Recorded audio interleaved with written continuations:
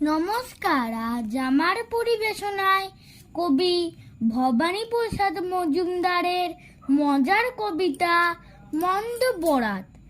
টিকটিকি তিনবার করে যদি টিকটিক, শুনি নাকি সব কিছু ভুলে যায় ঠিক ঠিক।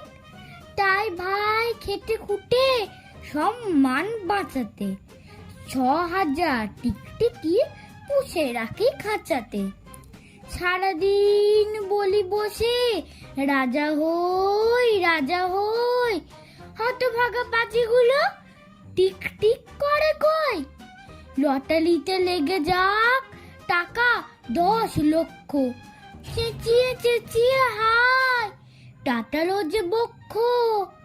মুখ দিয়ে ফেনা ওঠে বৃথা হই জব্দ, শয়তান গুলুমুখে করে না টু শব্দ।